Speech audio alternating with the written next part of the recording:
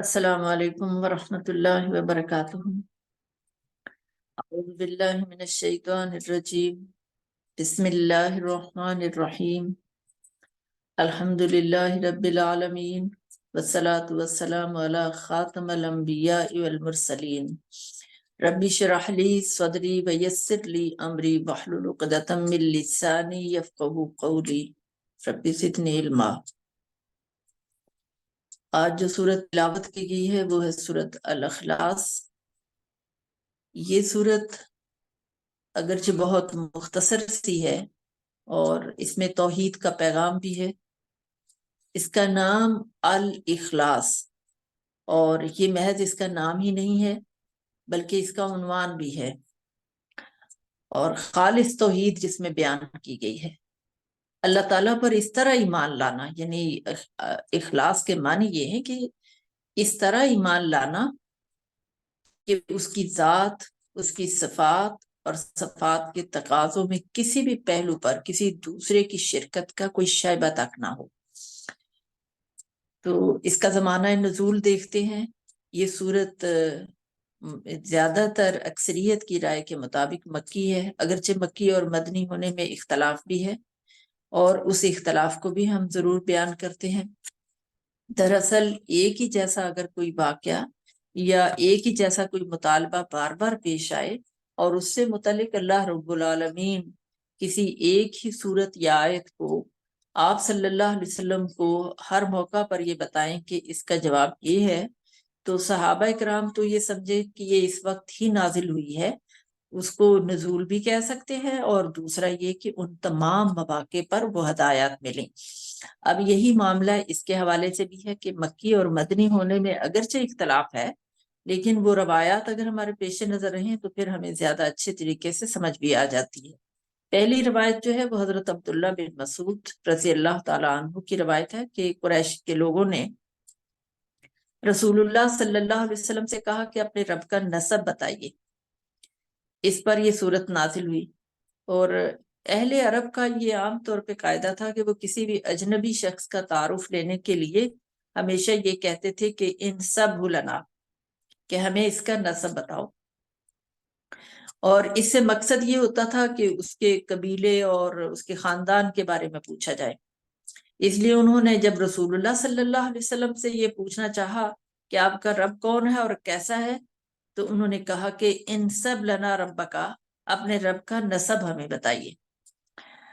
अब इसके जवाब में ये पूरी सूरत अल्लाह रब्बुल आलमीन ने नाजिल फरमाई। और फिर इसके बाद हजरत ये उबई बिन काब, उनसे भी एक रवायत है कि मुशरिकीन ने रसूलुल्लाह सल्लल्लाहु अलैहि वसल्लम से कहा कि अपने रब का नसब हमें बताइए। इस पर अल्लाह ताला ने ये सूरत नाजिल फरमाई। और हजरत जाबिर बिन अब्दुल्ला,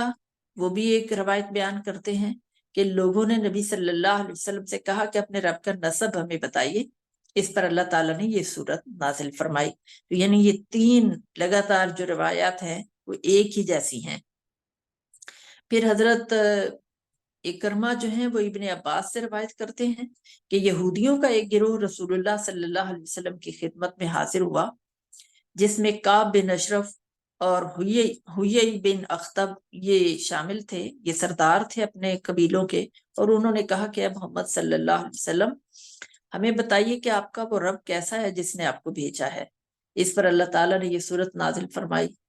इसके अलावा कुछ मजीद रवायात हैं जो कि इमाम इब्ने तैमिया ने जो तफसीर लिखी है सूरह अखलास के हवाले से उसमें बयान की है। और वो कहते हैं कि हजरत अनस का बयान है कि खैबर के कुछ यहूदी रसूलुल्लाह सल्लल्लाहु अलैहि वसल्लम की खिदमत में हाजिर हुए और उन्होंने कहा, ए अबुल कासिम, अल्लाह ने मलाइका को नूरे हिजाब से, आदमी को मट्टी के सड़े हुए गारे से,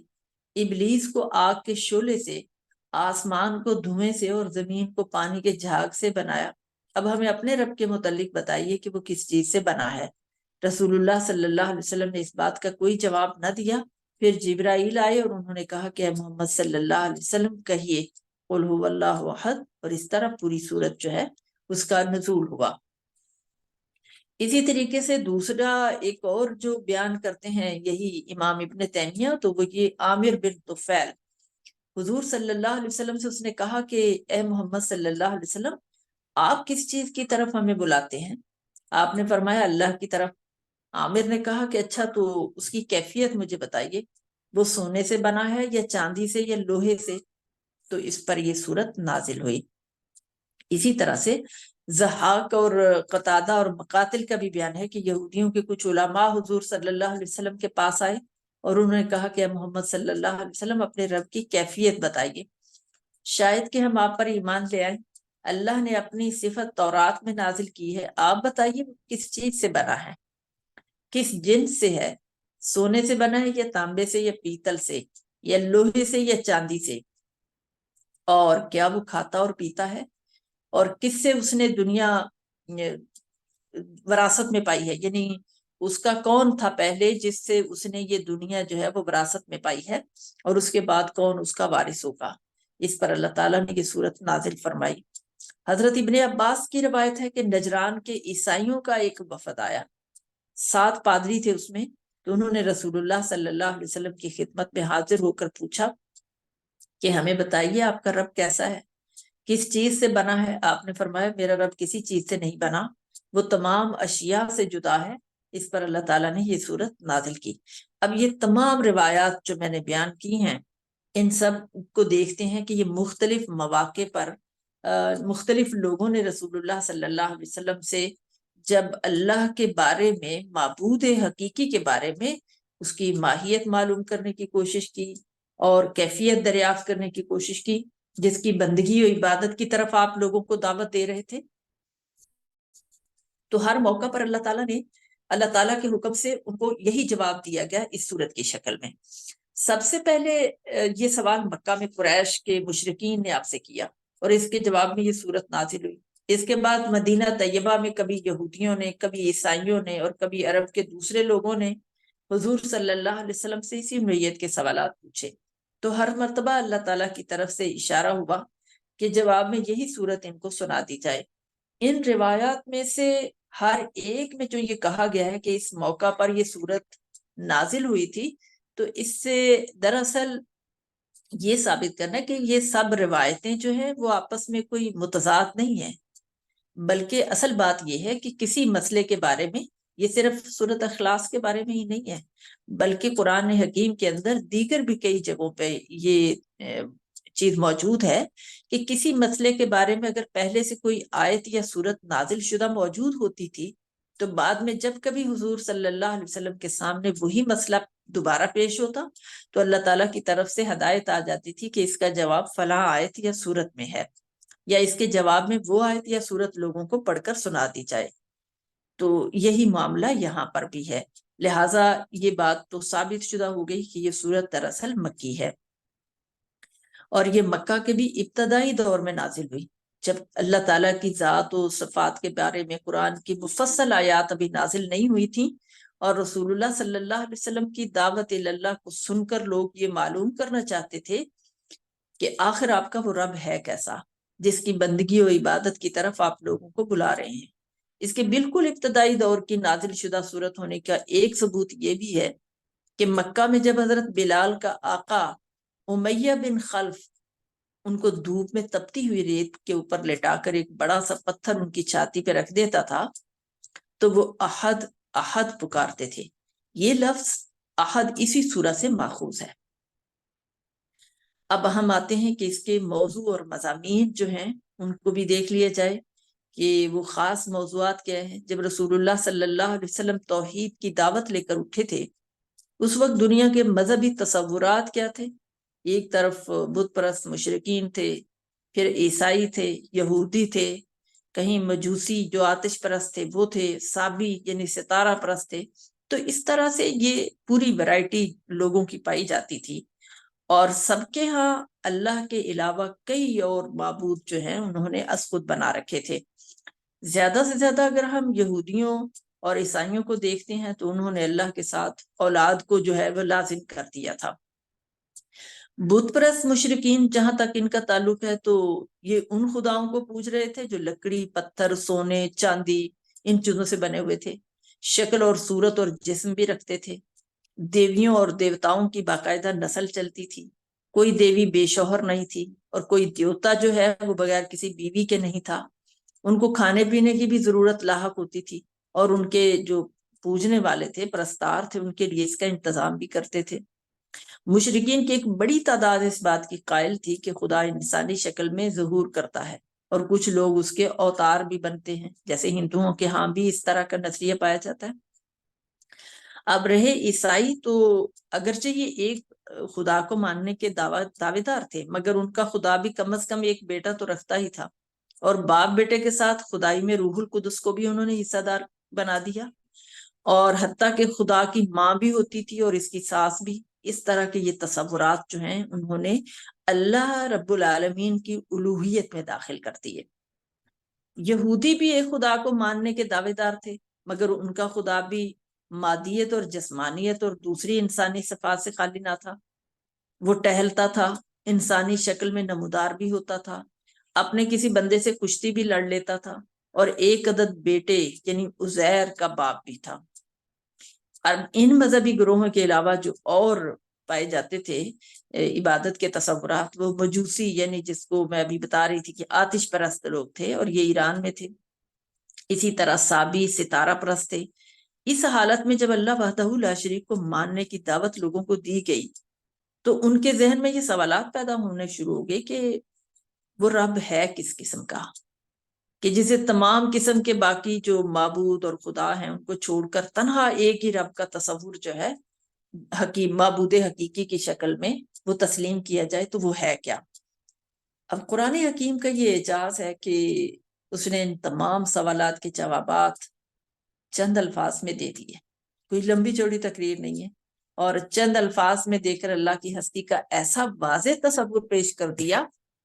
جو تمام مشرکانہ تصورات کا قلعہ کما کر دے، ان کا خاتمہ کر دے، اور اس کی ذات کے ساتھ مخلوقات کی صفات میں سے کسی صفت کی آلودگی کے لیے کوئی گنجائش باقی نہ رہنے دے۔ تو یہ قرآن حکیم کا اعجاز ہے، اتنا جامع انداز میں جواب دیا گیا۔ پھر اس کی فضیلت اور اہمیت کی بات آتی ہے، تو یہ سورت جو ہے اسلام کے اولین بنیادی عقیدہ توحید، اس کو سب سے پہلے تو اس کو ذہن نشین کرواتی ہے۔ اس سورت کی بڑی عظمت تھی، اور آج بھی ہے۔ آپ صلی اللہ علیہ وسلم مختلف طریقوں سے مسلمانوں کو اس کی اہمیت کا احساس بھی دلایا کرتے تھے، تاکہ وہ کثرت سے اس کا مطالعہ بھی کریں، اور اس پیغام کو جو اس کے اندر دیا گیا ہے عقیدہ توحید، اس کو عوام الناس کے اندر پھیلائیں۔ اور اس میں بنیادی عقیدہ توحید جو ہے اس کو ہی اجاگر کیا گیا ہے، اور مختصر سے فکروں میں بیان کیا گیا ہے، تاکہ ایک انسان فوری طور پر اس کو ذہن نشین بھی کر لے۔ اور یہ جو آپ صلی اللہ علیہ وسلم کا فرمان ہے کہ یہ سورت 1/3 قرآن کے برابر ہے، بخاری، مسلم اور دیگر جو ہماری احادیث کی کتابیں ہیں ان سب میں یہ روایت موجود ہے۔ دراصل قرآن مجید جس دین کو پیش کرتا ہے اس کی بنیاد 3 عقائد پر ہے: توحید، رسالت اور آخرت۔ اب توحید کو یہاں پر چونکہ اس سورت کے اندر پورے جامع انداز میں بیان کر دیا، تو اسی لیے اس سورت کو اور قرآن حکیم کے اندر یہ تینوں عقائد جو ہیں وہ پیش کیے گئے ہیں بہت زبردست انداز میں۔ اب عقیدہ توحید کو ایک سورت کے اندر اتنے جامع انداز میں بیان کر دیا کہ اس کو 1/3 قرآن کے برابر قرار دیا نبی صلی اللہ علیہ وسلم نے۔ حضرت عائشہ رضی اللہ تعالیٰ عنہ کی یہ روایت بھی ہے جو بخاری اور مسلم نے نقل کی ہے کہ رسول اللہ صلی اللہ علیہ وسلم نے ایک صاحب کو ایک مہم پر سردار بنا کر بھیجا، اور اس پورے سفر کے دوران ان کا مستقل طریقہ یہ رہا کہ نماز میں، ہر نماز میں وہ قل هو اللہ احد پر قرات ختم کرتے تھے۔ واپسی پر ان کے ساتھیوں نے حضور صلی اللہ علیہ وسلم سے اس کا ذکر کیا، تو انہوں نے کہا کہ اس میں چونکہ نبی صلی اللہ علیہ وسلم نے جب پوچھا تو انہوں نے جواب دیا کہ چونکہ اس میں رحمان کی صفت بیان کی گئی ہے اس لیے اس کا پڑھنا مجھے بہت اچھا لگتا ہے۔ حضور صلی اللہ علیہ وسلم نے یہ بات سنی تو فرمایا کہ اخبروہ ان اللہ تعالی یحبہ، کہ اس کو خبر دے دو کہ اللہ تعالیٰ بھی اسے محبوب رکھتا ہے۔ پھر اسی سے ملتا جلتا ایک اور واقعہ بھی بیان کیا جاتا ہے جو حضرت انس سے مروی ہے۔ وہ بھی یہ کہتے ہیں کہ انصار میں سے ایک صاحب مسجد قباء میں نماز پڑھاتے تھے، اور ان کا طریقہ یہ تھا کہ ہر رکعت میں قل هو اللہ پڑھتے تھے، پھر کوئی اور سورت پڑھتے تھے۔ لوگوں نے اس پہ اعتراض کیا کہ تم یہ کیا کرتے ہو، یا تو قل ہو اللہ ہی پڑھو یا پھر کوئی دوسری صورت پڑھو، تو آخر ہر رکعت میں قل ہو اللہ کیوں پڑھتے ہو؟ یہ معاملہ نبی صلی اللہ علیہ وسلم کے سامنے بھی پیش کیا گیا. تو آپ صلی اللہ علیہ وسلم نے جب پوچھا ان سے کہ تمہارے ساتھی جو کچھ کہتے ہیں، جو کچھ چاہتے ہیں، اسے قبول کرنے میں آخر تمہیں کیا بات ہے کہ تم ان کی بات نہیں مانتے ہو؟ تمہیں ہر رکعت میں یہ صورت پڑھنے پر کس چیز نے آمادہ کیا؟ تو انہوں نے عرض کیا کہ مجھے اس سے بہت محبت ہے. آپ صلی اللہ علیہ وسلم نے فرمایا حبو کا ایاہ ادخلک الجنہ، اس صورت سے تمہاری محبت نے تمہیں جنت میں داخل کر دیا. یہ اس کے فضائل تھے. اور اب ہم سورت کا آغاز کرتے ہیں. پہلی آیت ہے قل هو اللہ احد، کہو وہ اللہ ہے یکتا، وہ کہو وہ اللہ ہے اکیلا واحد. یہ جو قل کہا گیا ہے، قل کہو، تو یہ اس کے مخاطب نبی صلی اللہ علیہ وسلم، یعنی سب سے پہلے مخاطب نبی صلی اللہ علیہ وسلم ہے. اور آپ ہی سے یہ کہا گیا ہے کہ اب اصل میں تو یہ سوالات بھی آپ سے ہی پوچھے جا رہے تھے کہ آپ کا رب کون ہے اور وہ کیسا ہے. تو آپ صلی اللہ علیہ وسلم کو ہی اللہ حکم دے رہا ہے کہ آپ کہیں. لیکن اب سوال یہ پیدا ہوتا ہے کہ کیا حضور صلی اللہ علیہ وسلم کے بعد اس کے مخاطب اب کون ہے؟ تو جواب بھی اسی طریقے سے واضح ہے کہ اب نبی صلی اللہ علیہ وسلم کے بعد ہر مومن اس کا مخاطب ہے. اب اسے بھی وہی بات کہنی چاہیے جس کا حکم جو ہے وہ حضور صلی اللہ علیہ وسلم کو دیا گیا. اس کے بعد ہے کہ ہو اللہ، وہی اللہ ہے. یہ اللہ کا تعارف کروایا جا رہا ہے، یعنی میرے جس رب سے تم تعارف حاصل کرنا چاہتے ہو وہ کوئی اور نہیں ہے بلکہ اللہ ہے. اور اللہ کے کا جو اسم ہے یہ عربوں کے اندر عام طور پہ پہلے بھی مستعمل تھا، یعنی وہ استعمال کرتے تھے. باقی اپنے معبودوں کو تو الہ کہتے تھے، لیکن اللہ کا جو اسم ذات ہے اس سے وہ بخوبی آگاہ تھے. اور اسی لیے آپ دیکھتے ہیں کہ اس وقت میں بھی جب کہ بیت اللہ کے اندر 360 بت تھے تو کسی بت کے نام پہ اللہ کا گھر نہیں تھا. اس وقت بھی اسے بیت اللہ کہا جاتا تھا، یعنی اللہ کا گھر، اس کی نسبت اللہ کے ساتھ ہی تھی. تو اللہ کے نام کو تو وہ بخوبی جانتے تھے. یہ لفظ ان کے لیے کوئی اجنبی نہیں تھا، اور قدیم ترین زمانے سے وہ خالق کائنات کے لیے یہی لفظ استعمال کر رہے تھے، اور اپنے دوسرے معبودوں میں سے کسی کے اوپر بھی اس کا اطلاق نہیں کرتے تھے. اللہ کے بارے میں ان کے جو عقائد تھے ان کا اظہار اس موقع پر وہ خوب کھل کر ہو گیا تھا جب ابرہہ نے چڑھائی کی تھی مکہ کے اوپر. اس وقت بخوبی طریقے سے وہ ان کو یہ اس بات کا اندازہ بھی ہو گیا تھا کہ اب کوئی دوسرا معبود جو ہے وہ ہماری مدد کو نہیں پہنچ سکتا. اور اسی لیے وہاں پر ہم نے ذکر کیا تھا کہ 7 اور بعض روایات میں 10 سال تک وہ ایک اللہ کے علاوہ کسی اور کی عبادت نہیں کر رہے تھے. پھر اس کے حوالے سے سورۃ زخرف کے اندر اللہ رب العالمین نے فرمایا کہ اگر تم ان سے پوچھو کہ انہیں کس نے پیدا کیا ہے تو یہ ضرور کہیں گے کہ اللہ نے. اور اسی طرح سورہ عنکبوت کے اندر بھی آیا کہ اگر تم ان سے پوچھو کہ آسمانوں اور زمین کو کس نے پیدا کیا ہے اور چاند اور سورج کو کس نے مسخر کیا ہے تو یہ ضرور کہیں گے کہ اللہ نے. اور اگر تم ان سے پوچھو کہ کس نے آسمان سے پانی برسایا اور اس کے ذریعے سے مردہ پڑی ہوئی زمین کو جلا اٹھایا تو یہ ضرور کہیں گے کہ اللہ نے. اسی طرح سورہ مومنون کے اندر فرمایا ان سے کہو بتاؤ اگر تم جانتے ہو کہ یہ زمین اور اس کی ساری آبادی کس کی ہے تو یہ ضرور کہیں گے کہ اللہ کی. ان سے پوچھو 7 آسمانوں اور عرش عظیم کا مالک کون ہے تو یہ ضرور کہیں گے کہ اللہ. ان سے کہو بتاؤ اگر تم جانتے ہو کہ ہر چیز پر اقتدار کس کا ہے اور کون ہے وہ جو پناہ دیتا ہے اور اس کے مقابلے میں کوئی پناہ نہیں دے سکتا تو یہ ضرور جواب دیں گے کہ یہ بات تو اللہ ہی کے لیے ہے. تو یعنی قرآن حکیم سے بھی یہ ثابت ہو رہا ہے کہ اللہ سے وہ بخوبی واقف تھے. اور اسی طرح سورہ یونس کے اندر بھی ہے کہ ان سے پوچھو کون تم کو آسمان اور زمین سے رزق دیتا ہے، یہ سماعت اور بینائی کی قوتیں جو تمہیں حاصل ہیں کس کے اختیار میں ہیں، اور کون زندہ کو مردہ سے اور مردہ کو زندہ سے نکالتا ہے، اور کون اس نظم عالم کی تدبیر کر رہا ہے تو یہ ضرور کہیں گے کہ اللہ. اس طرح سے قرآن حکیم سے ہی یہ ثابت ہو گیا کہ اللہ سے وہ بخوبی آگاہ تھے. ہاں البتہ یہ ہے کہ اللہ کی صفات میں اور اللہ کی صفات کے تقاضوں میں وہ دوسروں کو شریک ٹھہراتے تھے۔ اب جب ہم ان آیات کو اپنے پیش نظر رکھتے ہیں تو ہمیں اندازہ ہوتا ہے کہ جب لوگوں نے پوچھا کہ وہ تمہارا رب کون ہے اور کیسا ہے جس کی بندگی اور عبادت کی طرف تم ہمیں بلاتے ہو، تو انہیں جواب دیا گیا هو اللہ، وہ اللہ ہے۔ اب اس جواب سے بھی خود بخود یہ مطلب بھی نکلتا ہے کہ جسے تم خود اپنا اور ساری کائنات کا خالق، مالک، رازق، مدبر، منتظم مانتے ہو، اور سخت وقت آنے پر جسے دوسرے تمام معبودوں کو چھوڑ کر اسی ایک کو مدد کے لیے پکارتے ہو، تو وہی میرا رب ہے اور اسی کی بندگی کی طرف میں تمہیں بلاتا ہوں۔ اس جواب میں اللہ تعالیٰ کی تمام صفات جو ہیں، کمال کی صفات، آپ سے آپ اس کے اندر خود بخود آ جاتی ہیں، اس لیے کہ یہ بات سرے سے قابل تصور ہی نہیں ہے کہ کائنات کو پیدا کرنے والا، اس کا انتظام اور اس کے معاملات کی تدبیر کرنے والا، اس میں پائی جانے والی تمام مخلوقات کو رزق دینے والا اور مصیبت کے وقت اپنے بندوں کی مدد کرنے والا زندہ نہ ہو۔ یہ کیسے ہو سکتا ہے؟ پھر یہ کہ وہ سنتا اور دیکھتا نہ ہو،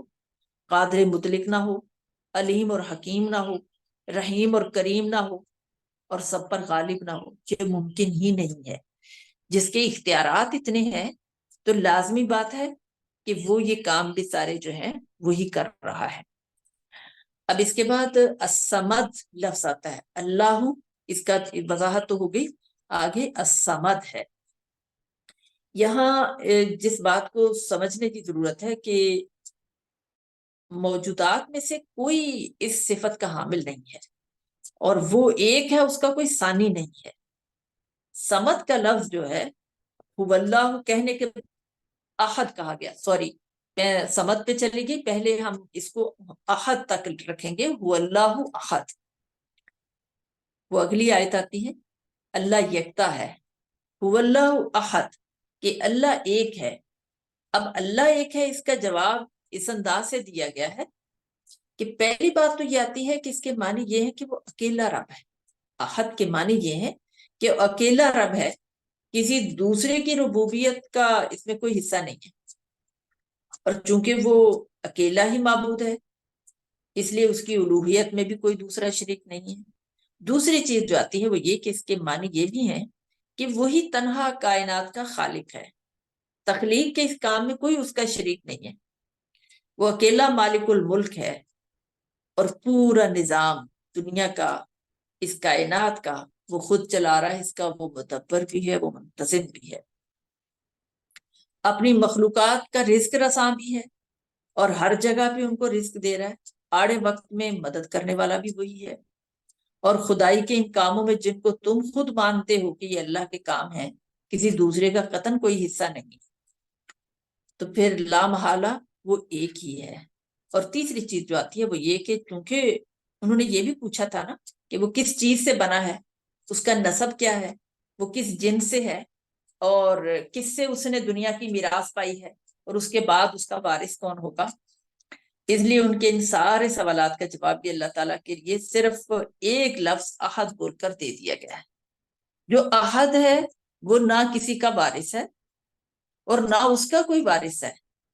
اور پھر یہ کہ وہ کسی جنس کے ساتھ اس کا تعلق نہیں، کیونکہ تمام اجناس نے فنا ہو جانا ہے، وہ فانی نہیں ہے،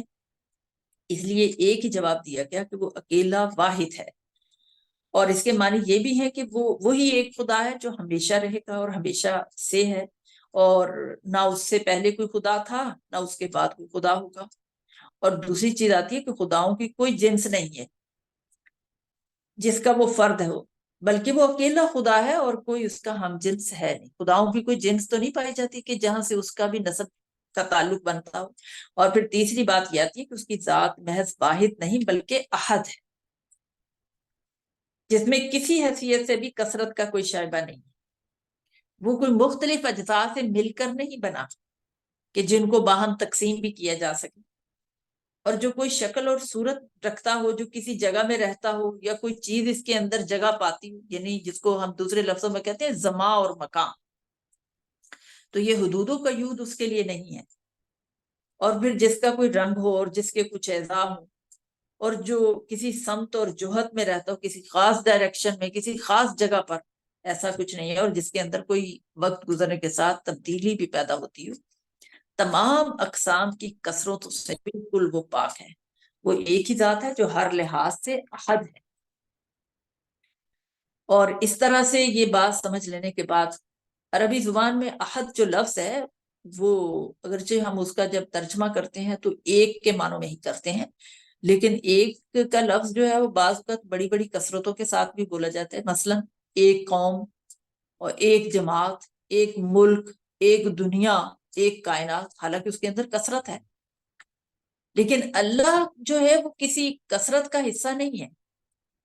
احد کا لفظ اللہ تعالیٰ کے سوا کسی اور کے لیے استعمال ہی نہیں ہو سکتا، اسی لیے یہ نکرہ کی شکل میں آیا۔ اور قرآن مجید میں الہ واحد، اس کے ساتھ ہی اللہ تعالیٰ کے یہ نام بھی ساتھ اسی لیے آئے ہیں، الہ واحد، ایک ہی معبود، یا اللہ الواحد القہار، اکیلا اللہ جو سب کو مغلوب کر کے رکھنے والا ہے، اس طرح سے بیان ہوا ہے۔ اور اس طرح سے ہم یہ کہہ سکتے ہیں کہ کیونکہ یہ لفظ ان چیزوں کے لیے بھی استعمال ہے جو اپنی ذات میں طرح طرح کی کثرتیں رکھتی ہیں، لیکن احد کا لفظ عربی میں صرف اللہ کے لیے ہی استعمال ہوتا ہے۔ ہم اپنی زبان میں یا دیگر زبانیں جو ہیں وہ لفظ ایک یا اکیلے کے لیے، ایک چیز کے لیے، اس کے اندر بہت ساری کثرتوں کو بھی بعض اوقات شامل کر لیتے ہیں۔ اور پھر اس کے بعد ہے اللہ صمد، اللہ بے نیاز ہے۔ صمد کا لفظ استعمال ہوا ہے، اور یہ صمد نکرہ نہیں ہے، الصمد ہے، اور الصمد جو ہے یہ خاص ہے، معرفہ کی شکل میں آیا ہے۔ اور عربی زبان میں اس مادے سے جو الفاظ بھی نکلتے ہیں، اگر ہم ان کو دیکھیں تو معنی کی بہت وسعت ہے۔ وہ اگرچہ اتنے مختصر ٹائم میں تو ہم اتنا تفصیلی جائزہ نہیں لے سکتے، بس ایک دو چیزیں جو ہیں وہ یہاں پر بیان کریں گے کہ الصمد کے معنی جو ہیں وہ قصد کرنا، بلند مقام جو کہ بڑی اونچی جگہ رکھتا ہو، اور دوسرے معنی میں کہتے ہیں سطح مرتفع، یعنی جو زمین سے ایک حصہ زمین کا اوپر اٹھ گیا ہو، وہ آدمی جسے جنگ میں بھوک پیاس نہ لگتی ہو، وہ سردار جس کی طرف حاجات میں رجوع کیا جاتا ہو، تو اس کو بھی صمد کہتے ہیں۔ اور پھر یہ صمد کے لیے ہر چیز کا بلند حصہ، وہ شخص جس سے بالا تر کوئی دوسرا شخص نہ ہو، وہ سردار جس کی اطاعت کی جاتی ہو۔ اور صمد کے حوالے سے ہمارے ہاں مفسرین نے جو تفاسیر لکھی ہیں، اور خاص طور پہ صحابہ اور تابعین نے اس کے جو معنی لکھے ہیں ان کو ایک نظر دیکھتے جاتے ہیں، کہ حضرت علی اور کعب بن احبار یہ بیان کرتے ہیں کہ صمد وہ ہے جس سے بالا تر کوئی نہ ہو، اور حضرت عبداللہ بن عباس وہ کہتے ہیں کہ وہ سردار جس کی سیادت کامل ہو اور انتہا کو پہنچی ہوئی ہو، اور ابن عباس رضی اللہ تعالیٰ عنہ کہتے ہیں صمد وہ ہے جس کی طرف لوگ کسی بلا یا مصیبت کے نازل ہونے پر مدد کے لیے رجوع کریں۔ اور حضرت ابو ہریرہ کہتے ہیں کہ وہ جو سب سے بے نیاز ہو اور سب اس کے محتاج ہو۔ اور اسی طرح سے ایک اور جو معنی اس کے لیے کہ مطلوب چیزیں حاصل کرنے کے لیے لوگ جس کا قصد کریں، اور مصائب میں مدد کے لیے جس کی طرف رجوع کریں، تو وہ صمد ہے۔ اور پھر اسی طرح حضرت سعید بن جبیر کہتے ہیں کہ وہ جو اپنی تمام صفات اور اعمال میں کامل ہو۔ اور ربیع بن انس کہتے ہیں کہ وہ جس پر کوئی آفت نہ آتی ہو۔ اور مقاتل بن حیان کہتے ہیں وہ جو بے عیب ہو۔ اور ابن کہسان کہتے ہیں کہ وہ جس کی صفت سے کوئی دوسرا متصف نہ ہو، یعنی اس جیسی صفت کسی اور کی نہ ہو۔ اور ابراہیم نخعی کہتے ہیں کہ وہ جس کی طرف لوگ اپنی حاجتوں کے لیے رجوع کریں۔ اب ان تمام معنی کو اگر ہم پیش نظر رکھیں گے تو پھر ہمیں سمجھ آئے گی کہ جب کہا اللہ احد، تو اس وقت اس فکرے کے اندر آپ احد کو دیکھ رہے ہیں کہ وہ نکرہ کی شکل میں آیا ہے۔ اللہ الصمد جب کہا گیا تو الصمد جو ہے وہ معرفہ کی شکل میں آ گیا۔ اب اللہ الصمد نہیں کہا گیا، اللہ الصمد کہا گیا ہے۔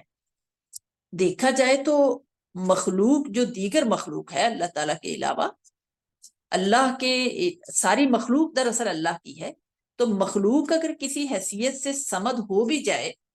تو کسی دوسری حیثیت سے وہ صمد نہیں ہوتی، کیونکہ وہ فانی ہے، لازوال نہیں ہے۔ اور پھر اسی طرح سے یہ مخلوق جو ہے یہ تقسیم ہو سکتی ہے، جز جز ہو سکتی ہے، یہ مرکب نہیں ہے. اور پھر کسی وقت اس کے اجزاء بکھر بھی سکتے ہیں. بعض مخلوقات اس کی محتاج ہیں تو بعض کا وہ خود محتاج ہے. دنیا کے اندر یہ دیکھ سکتے ہیں، یہ ساری چیزیں جو ہیں وہ چل رہی ہیں، کسی کے مقابلے میں وہ برتر ہے تو اس کے مقابلے میں کوئی دوسرا بڑا ہے. اسی طرح بعض مخلوقات کی بعض حاجات کو تو وہ پورا کر سکتا ہے، مگر سب کی ضروریات کو پورا کرنا کسی مخلوق کے بس میں نہیں ہے. تو اس کے برخلاف جب ہم دیکھتے ہیں کہ اللہ تعالیٰ کی صمدیت ہر حیثیت سے کامل ہے، یعنی اس کے ساتھ کسی کی محتاجی نہیں ہے. ساری دنیا اس کی محتاج ہے، وہ کسی کا محتاج نہیں. دنیا کی ہر چیز اپنے وجود اور بقا اور اپنی حاجات اور ضروریات کے لیے شعوری طور پہ بھی اور غیر شعوری طور پہ اس کی طرف رجوع کرتی ہے،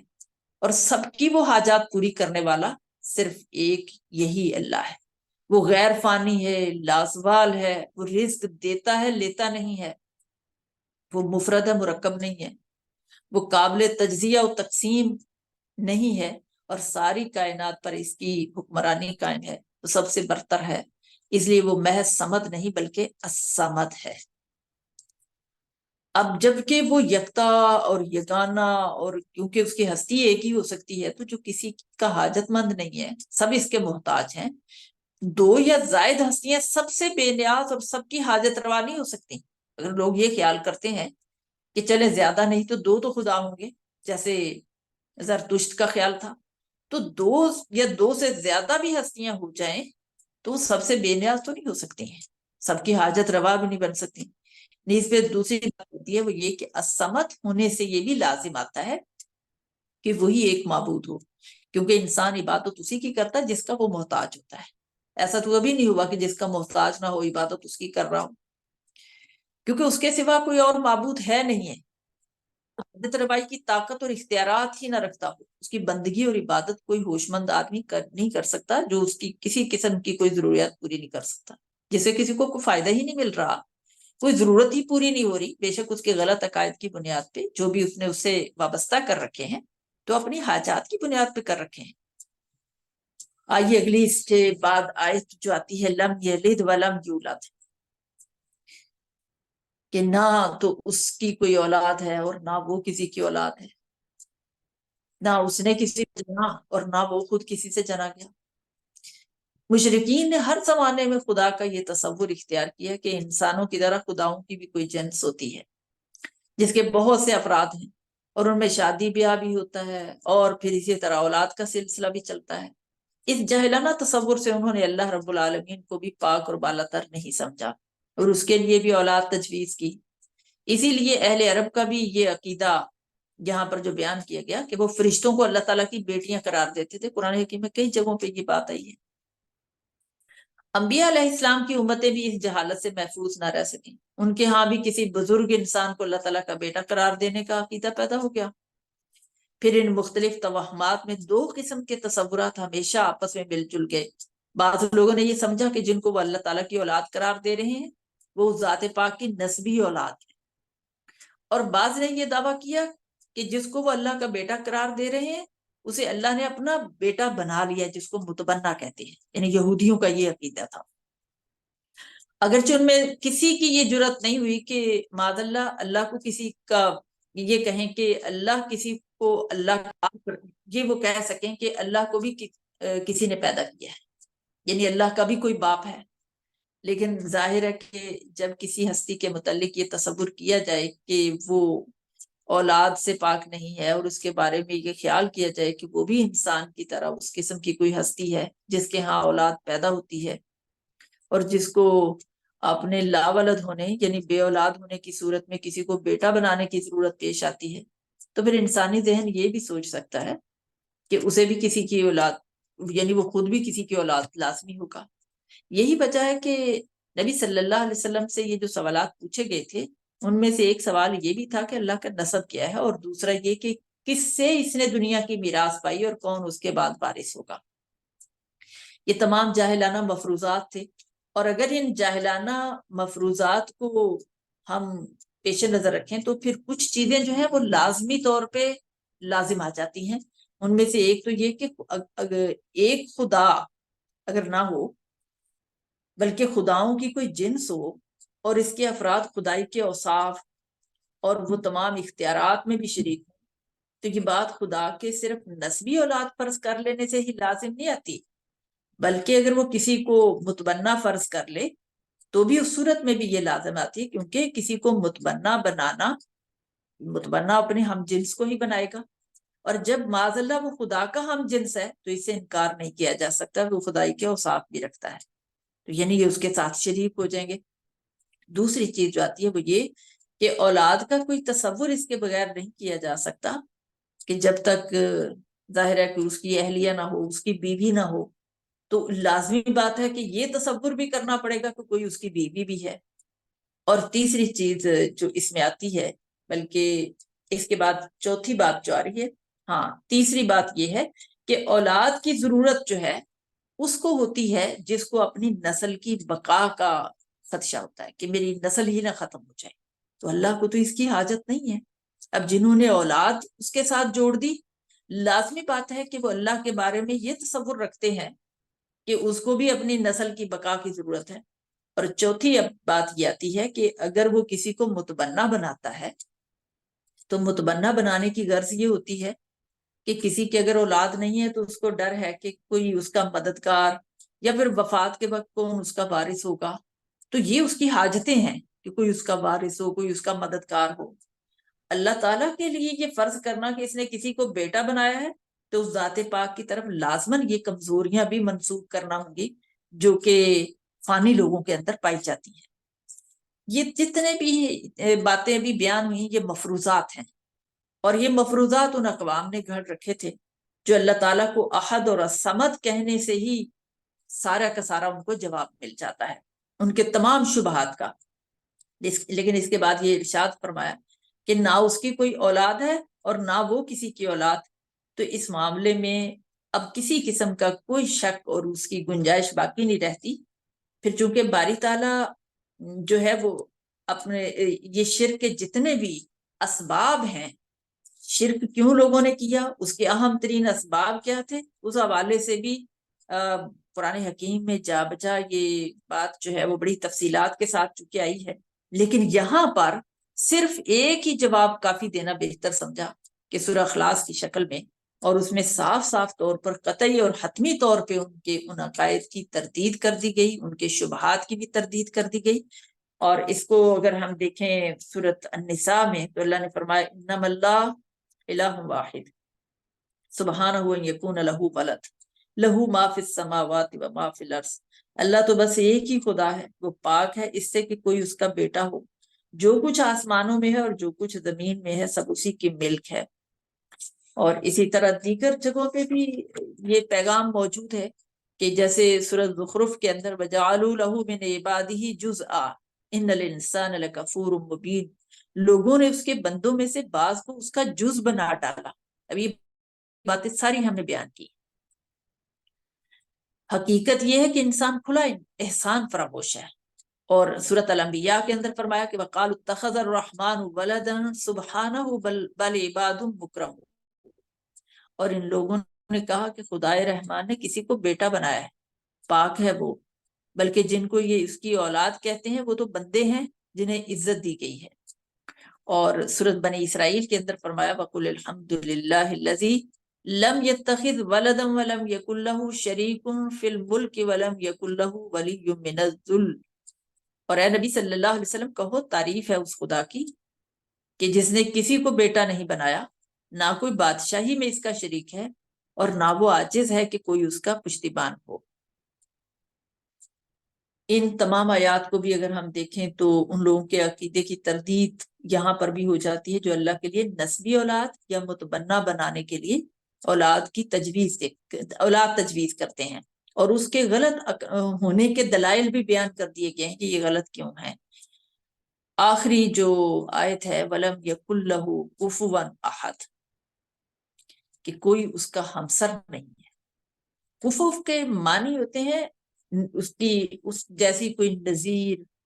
کوئی مشابہ اس کے ہونا، ہم رتبہ ہونا، مساوی ہونا، برابر کا ہونا، تو اس کے لیے ہماری عربی زبان میں کفوف کا لفظ استعمال ہوتا ہے۔ اس آیت کا مطلب یہ ہے کہ ساری کائنات میں کوئی نہیں ہے، نہ کبھی تھا نہ کبھی ہو سکتا ہے، جو اللہ کی مانند یا اس کا ہم مرتبہ ہو، یا اپنی صفات میں، اپنے افعال میں اور اپنے اختیار میں اس کے درجہ میں کوئی مشابہت رکھتا ہو، اس کے برابر ہونے کا کوئی دعویٰ کرتا ہو۔ یہ